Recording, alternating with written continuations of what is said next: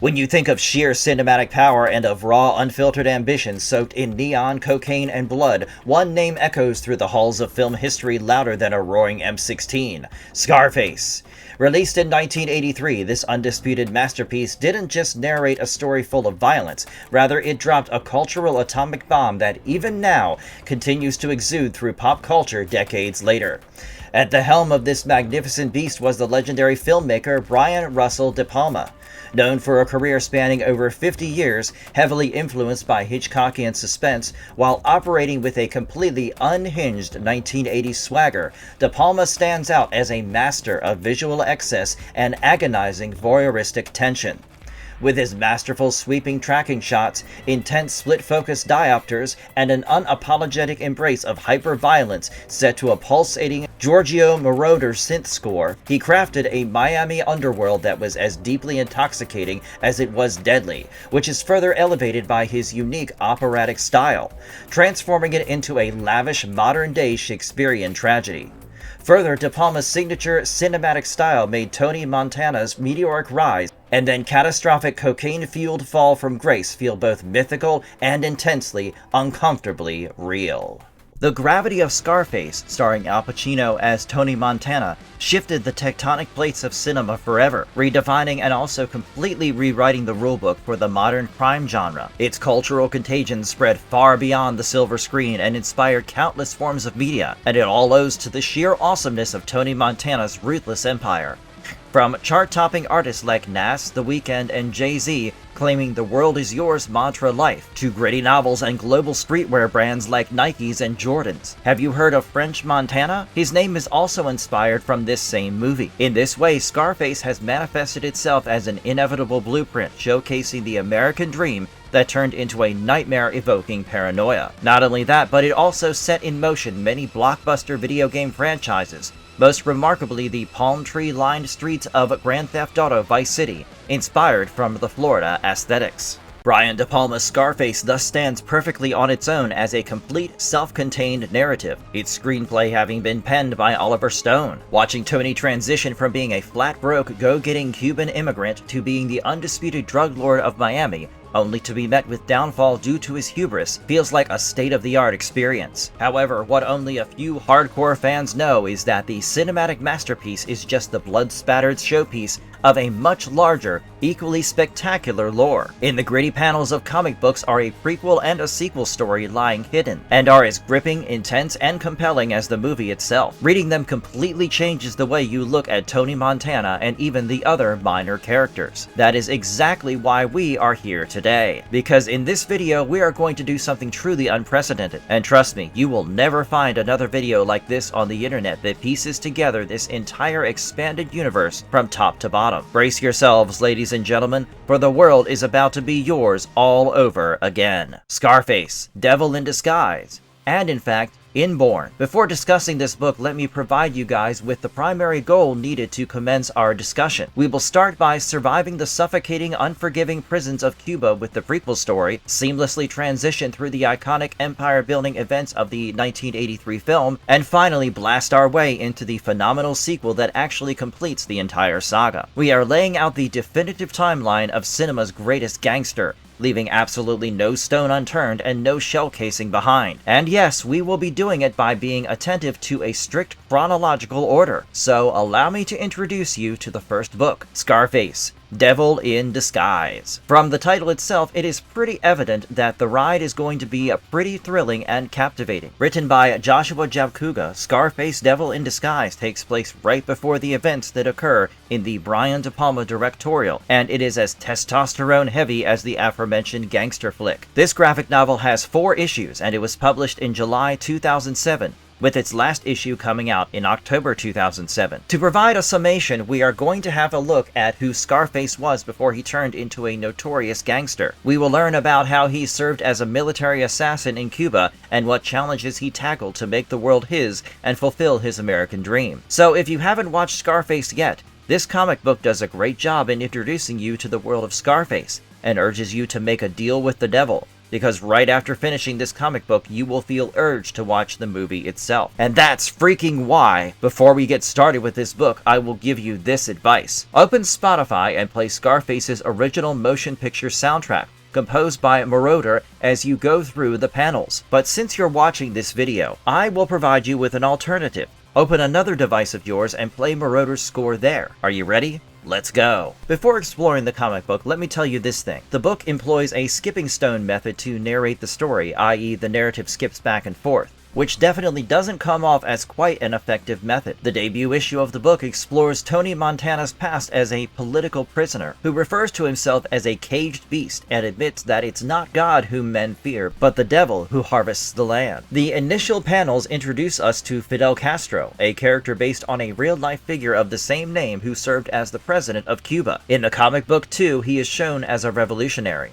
The comic book opens with an elderly man from Cuba shutting off the radio as a speech by Fidel Castro plays and complaining that it's that same tired old song. Fidel Castro is shown giving a speech in favor of the workers and citizens. Meanwhile, an unknown gangster is watching his speech via television broadcast. He notices a letter slipped underneath his door which orders him to take down the Cuban dictator. We are then taken to 1980. A bunch of gangsters are having a feast and also a cordial conversation, full of laughter. These goons are pretty much white supremacists because the head man of the goons, Santos, believes that being un-American is a cardinal sin. They are the old guards of La Cosa Nostra, notorious gangsters hailing from Miami, who have been plotting vengeance against Fidel Castro. However, they are oblivious to the fact that they are under the gaze of two detectives with headphones on, who have been spying on them. Santos has been thinking of usurping the control of Cuba by eliminating Castro, claiming that if they do so, they will be called heroes or patriots. In fact, richer heroes. Tony Montana, now young, is imprisoned in La Cabana Prisión in Cuba and recalls his relationship with his mother back when he was a kid and used to live in the streets of Havana. Despite his mother's frequent warnings, he hung out with the mafia guys. Tony, hence, says that if he ever makes it to the United States, he will give his mother and his sister Gina a ride, making them proud. Young Tony was a quick learner. He joined hands with gangsters and fulfilled tasks for them in order to earn money, despite his mother wanting him to be a good person. Ever since he was a kid, Tony committed a range of really sinful crimes. He was once provided gum by a perp whose car he was sitting on in order to help him. However, during his teenage years themselves, he knew this thing very well. Loyalty can be fickle. So, one day, he pretended to drive the same car which he had been sitting in days ago. The man then tells him that he can ride with him only if he agrees to fulfill the task. However, unbeknownst to the man, Tony has rigged the car, which explodes and causes the man's death, as kid-sized Tony walks away with pride. Afterwards, it was revealed that he was siding with a Cuban cop who paid him money for carrying out the mission. In 1959, Mama Montana and Gina take the tough decision of leaving him behind in Havana and embark on a journey to the US. Tony is now tied to the executioner's post and is being confronted by Jimenez, his childhood friend and a gangster who partially burns his face and claims that Tony has betrayed him. Why? In 1970, he was assigned the job to kill Castro, saying that if he did so, he would get the green card and he would be able to go to the US and reunite with his family. The US government and the mafia both were determined to take down Castro, but they needed it to be an inside job, and for that, they hired Tony to eliminate him since he's a Cuban. He thus puts on a guard's uniform and was made to hide in a military truck. The second issue of the book starts with us being taken to 1960 Cuba. Like I said, the narrative skips back and forth, sometimes taking us to flashbacks and sometimes to the present. We are again given a glimpse into how devilish Tony's intent was ever since he was a little boy, through a scene set in 1957 where he trespasses a musty apartment in order to have some snacks. When the true occupant comes and knocks on the door, Tony then jumps off the second-story balcony to flee and runs through the streets. Unfortunately, he bumps into a military jeep and is stopped by the official. The scene then cuts to a familiar official with a tattoo on his hand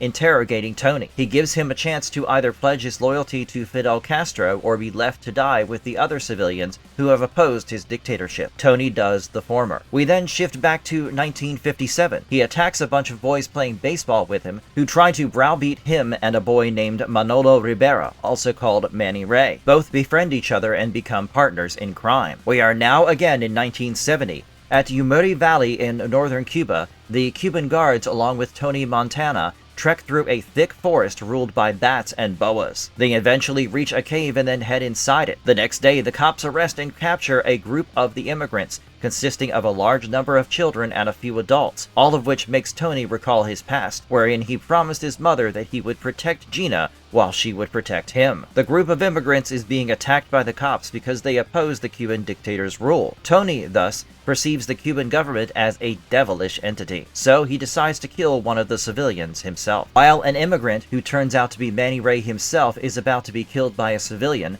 Tony beheads him and proclaims that he won't be siding with Castro anymore. He then assassinates all the remaining guards and frees all the immigrants. In the third issue, we are taken to Washington, D.C., 1980. A man named Mr. Chuck is seated in a hangar. He is with these two muscular guys, whom he asks if the mob boss Santo Traficante Jr. and his allies are going to carry out the mission or not. The two men tell him to listen to the provided tapes and read the transcripts, for they have all the answers. For the context, in the tapes and transcripts, the mob asks for medals of honor when they successfully carry out the mission. Mr. Chuck then checks out the provided photos, which introduce us to various steps taken for eliminating Castro, including a poisoned cigarette, a gun under the disguise of a camera, and Castro's podium having been rigged with explosive. The two men then inform Mr. Chuck that the assassination of Castro is going to be an inside job. Cut to mid-70s. A priest is speaking out against Fidel Castro and telling a gathered crowd to act against the dictator's capitalistic greed, at least for the sake of their descendants. Tony and Manny Ray are also in attendance. We see Tony narrating that in society there are people who seem innocent, but are actually devils in disguise. He thus says to Manny Ray that he's not buying the sermon by the priest. However, he catches some of the patrons exclaiming that Fidel has actually done good for the country, and hence should not be opposed. Later, we see Manny out in the marketplace selling apples with some hidden handguns to a customer. He then returns to the house where Tony is and informs him that they're selling a lot of guns. On being asked what they should do if one of their weapons is bought, Tony responds that they will expand their business of selling weapons. And this is when we are introduced to two new companions of Montana, Angel and Chi-Chi, who are involved in a nighttime shootout and removing the opposing guys by sending them out from the building in order to secure the place for Montana's business operations.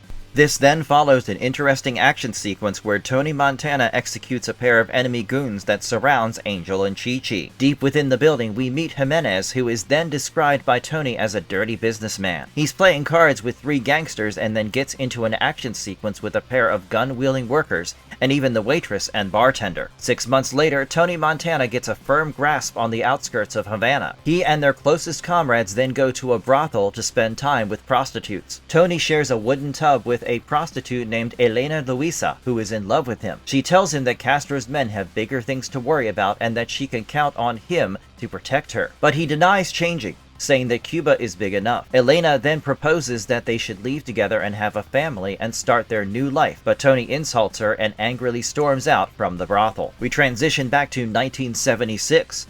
A group of Mexican immigrants are being trained by the U.S. Army to dethrone Fidel Castro. However, the plan results in disastrous consequences because the incoming group of insurgents is massacred by the Cuban cops within an area named Bay of Pigs. We shift again to 2 years later, where we see Tony in the brothel. He suddenly hears a scream, and when he goes to investigate, he finds that Elena is held at a knife point by Jimenez, who has already murdered another prostitute. Later on, Jimenez kills Elena by stabbing her in her chest, despite Tony being willing to negotiate. Tony silently grieves for Elena's demise, and then taking out the blade from her chest, he gets into a tussle with Jimenez, who renders him the famous facial scar before his right arm is dismembered by Tony. A group of officials then bursts in and arrests Tony Montana. The third issue thus ends with Jimenez telling him that he sold his soul to the devil and he will pay for it for the rest of his life. Issue 4 starts with Tony Montana having received a tattoo scar on his right hand,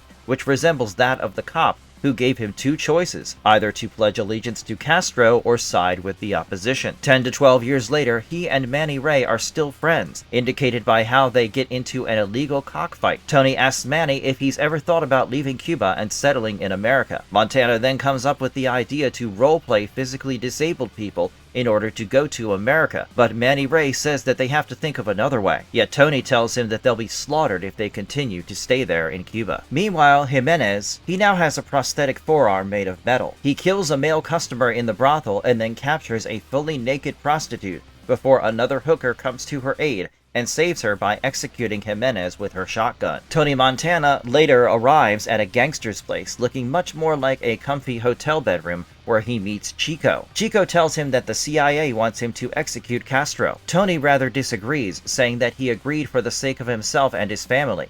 A fight breaks off between Tony and Chico, wherein Tony kills Chico by slitting his throat with a razor blade and then smashing a TV down onto his head. He then sets the room on fire and casually walks away. The next day, a small group of soldiers arrive at a bar where they ask the bartender about Tony's whereabouts. The bartender replies that Tony was burned at the stake by Fidel. The officers don't believe him, but Montana and Manny Ray emerge from a vent for a shootout. Tony then proclaims to the bartender that the establishment is completely his before leaving the bar with Manny. The series then ends with Angel and Chi-Chi burying their weapons in the sand so that they don't get caught before swimming towards America. Overall, everything that happens in this comic book leads to the events that take place in the Brian De Palma directorial.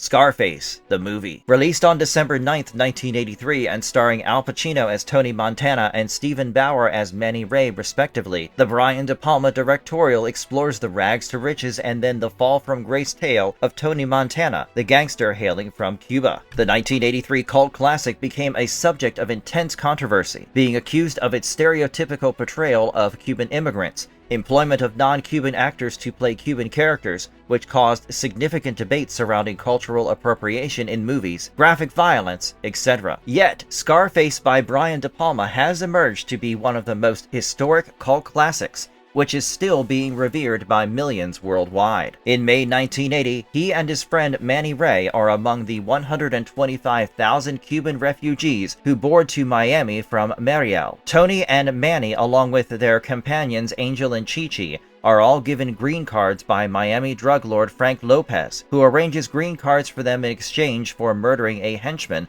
of Fidel Castro named Emilio Rebenga. This incident follows a drug bust where Angel gets murdered. Montana then gets involved under the wing of Frank Lopez because he and his company supply cocaine to him. He also gets infatuated with Elvira, the wife of Frank Lopez, and pursues her. Tony finally reunites with his mother and his sister Gina. Gina is pleased to see him return, but his mother is disgusted to see him having turned into a gangster. Manny Ray falls in love with Gina, but Tony tells him to stay away from her. During a Frank-approved drug trip to Bolivia, Montana then pledges his allegiance to Alejandro Sosa, a drug kingpin. After a series of struggles and adventures, Tony is married to Elvira, becomes the primary drug supplier to Alejandro, and builds his own sleazy empire. Despite all that, Montana faces downfall due to the constant drug use between him and his wife, who, in turn, becomes infertile. His banker asking for more money due to it getting harder for him to decontaminate his escalating business profits, and Manny Ray and Gina dating each other unbeknownst to Tony. In 1983, Montana is arrested in an attempt to get a new banker. He finds himself with a frightening tax evasion charge and serves time in prison. Sosa offers to help him get out from his imprisonment as long as he goes to New York City and kills an activist that's looking to expose his devious operations. In his last dinner with his wife before his trip to New York City, Tony gets into an argument with Elvira, causing her to leave him. Later, he comes to New York City alongside Sosa's henchman, Alberto, aka The Shadow, to perform an assassination on an activist. The Shadow places a bomb underneath the activist's car. However, Tony changes his mind because he sees that the activist is with his wife and children. So, he murders The Shadow instead. This enrages Sosa and Alejandro too, who becomes vengeful. Following this incident, Tony learns from his mother that Gina is missing. When he arrives at Manny Ray's house, he spots her with him. Oblivious to the fact that she is already married with Manny, the enraged Montana shoots Manny Ray. His men then take his sister back to their mansion. Once they return to his home, Sosa's extermination squad begins to shoot Tony's guards. One of the guards unintentionally murders Tony's sister. This further stimulates Montana's cocaine-fueled rage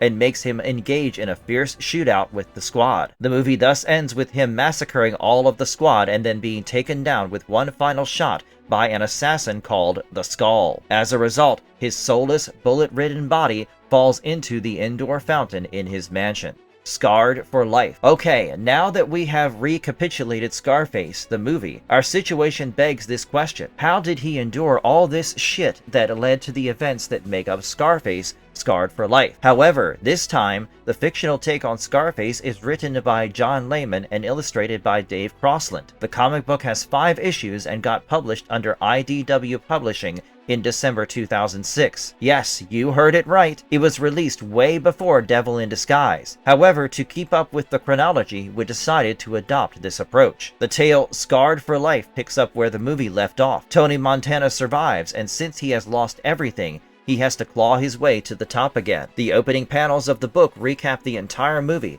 specifically capturing how Tony's American dream manifested itself in the sun-drenched Florida, and also the rise and fall of the Cuban drug lord. As the recap ends, we are introduced to a pair of detectives, a white and a black agent who is looking at the portrait of Tony Montana and discussing a Cuban immigrant who ruled Miami's power trade despite being one of the people who opposed Castro's rule. The detectives, on further investigation, learn that Sosa was the one who ordered a hit on Montana. Suddenly, they discover the bullet-riddled body of Tony Montana, and on discovering that he's alive, they send him to the hospital. Tony spends the next 8 months in the hospital, recovering and also witnessing some trippy dreams due to morphine. When he's met upon by the detectives, initially he's unable to recall what exactly happened to him, until suddenly he recalls his downfall. The white detective then tells him that he can side with them and help track Alejandro, to which Tony initially refuses. The detectives then introduce themselves as Agent Harley Wabash and Agent Deacon Toombs. They inform Montana that his wife, Elvira, has taken a trans-American flight out of the country. They also inform that they found the bodies of his dead sister and best friend, but are unsure of how he met the same fate. The detectives also reveal that they are actually sent by his mother, who was heartbroken. Agent Wabash, however, spits on Tony's face, saying that he should not be alive,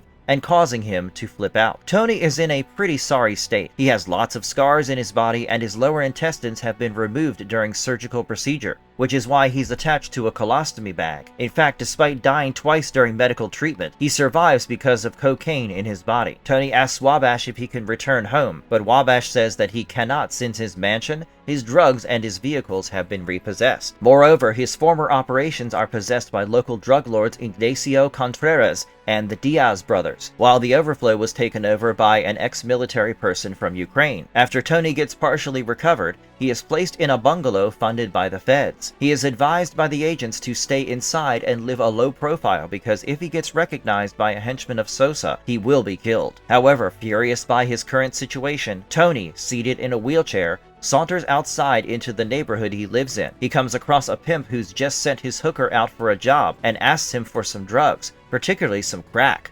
The pimp shows his drugs to him, but Montana rebukes the drugs, getting to know that they're not pure. He then offers to set him up with some pure crack in a week's time. However, the pimp refuses. He slaps Montana, knocking him onto the ground, and then leaves. Afterwards, a guy in cowboy boots recognizes him and introduces himself as Boots Eddie, one of his right-hand guys. Tony cannot recognize him, so Eddie kicks him a few times and explains to him that he used to be his drug mule. He then tells Montana that he will contact Sosa so that he gets rubbed out. Fortunately, Tony gathers strength, knocks out Eddie, and suffocates him with his colostomy bag. The debut issue thus ends with him proclaiming that he's back. Issue 2 picks up several weeks after the incident. We are introduced to the obese boss, El Gordo, who desires to gain control over coca trade of Miami. The Diaz brothers, Diego and Demario, are his opponents. We are then introduced to the ex-military charge, his real name being Vitaly Svinchenko. Alejandro Sosa now has been the undisputed drug kingpin. After these introductions, we are shown a man named T. Long Johnson being executed by Tony. The two detectives come across T. Long's corpse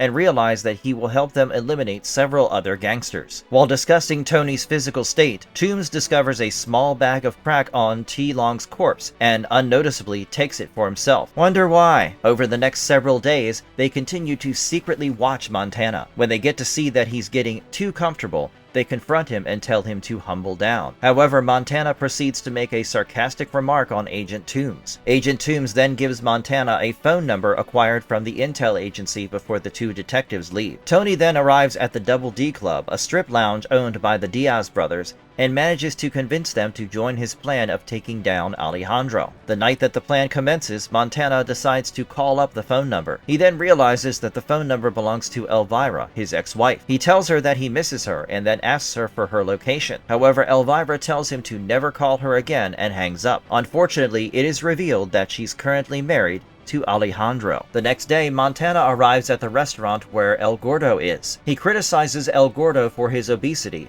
who's stunned to see him alive and well. El Gordo is offended and decides to murder him, but Montana kills him with a gun hidden within pig meat. The second issue thus ends with him presenting the Diaz brothers with El Gordo's head. The third issue opens with El Gordo's headless corpse laid out on a double white slab in the Miami-Dade morgue. His head has been placed in an aquarium. Sosa is now en route to Miami with Elvira after knowing of El Gordo's demise. Tony makes his way inside General Smenchenka's hideout so that he can convince him and his goons to join his mission. General Smenchenka is unaware that he is being overheard by the two detectives. However, Tony cranks up a boombox so that the detectives cannot overhear it. He then heads outside but gets confronted by Wabash and Toombs, who remind him that he is supposed to help them and give him one last chance. Montana then returns to the Double D Club where he rejoices with the Diaz brothers due to the fact that he was able to negotiate with General Smenchenka. The Diaz brothers, however, are stunned because they did not want the same to happen from his hands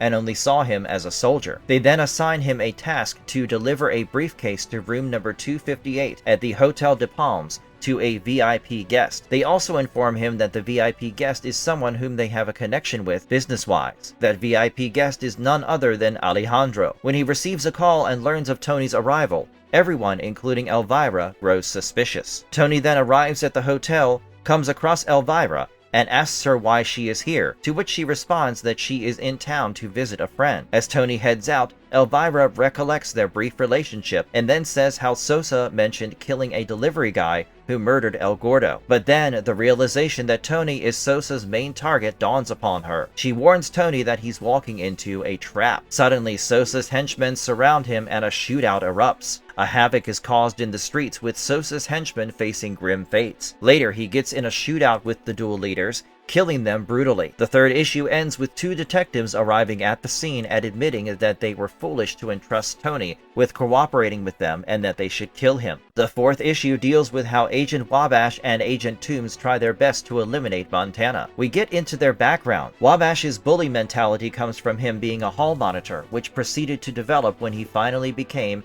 a highway patrolman, while Agent Toombs was promoted via homicide. We're then taken back to the present, where they witness a man getting eaten alive by some alligators and wishing the same fate on Montana. In the meantime, Montana has rebuilt his empire and held possession of a new mansion and some henchmen. He also has a muscular thug guarding him. He then encounters General Smenchenka, who is chilling with a pair of bare-chested women. He rejects his offer of hanging out with them. In the meantime, Sosa is planning to unleash a heavy-barreled battering on Tony Montana. He also convinces Elvira to side with him, reminding her of his mistreatment. Back at Tony's mansion, the agents think of confronting Tony by acting friendly at first, and then all three get into a fight. Montana overpowers the two detectives and ties them to a tree, and both the detectives meet their demise as they become the alligator's tasty treat. Later, Tony comes back to his mansion and witnesses that the henchmen are killed. He at first suspects that General Smenchenka did so, but then Sosa reveals that the general has also been killed, as he was standing up in favor of him. The fourth issue ends with Sosa knocking out Montana. The fifth issue kicks off in Bolivia, where Sosa's past is explored. Initially, San Lunthara was a destitute village, but through his financial stability, Sosa could be able to help his residents. He became so influential that annually a festival is held to celebrate him as a central figure, and anyone who didn't follow him met a gruesome death. Back to the present, Tony is being tortured by Sosa's men, particularly Raphael. However, before getting mutilated, Tony is saved by Elvira, who hires a gunman to kill Raphael. Tony is then sent to be escorted away so that he doesn't return to either Miami or Bolivia. However, Tony takes a huge sniff of crack and decides to go against Sosa. He seizes the hitman's gun and makes his way to the festival, where he attempts to assassinate Sosa. Unfortunately, his aim is disrupted by the surrounding patrons. Alejandro is informed of Tony's safety and escorted to safety by his henchmen. Just as they make their way to the limousine, they come across a man wearing a giant devil mask, who turns out to be Tony. He then kills Sosa and his henchmen. He then returns to the mansion and decides to gain control of Alejandro's drug operation. He also claims possession of Elvira. Unfortunately, Agent Toombs is still alive, even if mutilated. He comes from a DEA helicopter and orders him to surrender. In fact, Elvira also has him at gunpoint. Tony then takes out his gun and aims at the tearful Elvira,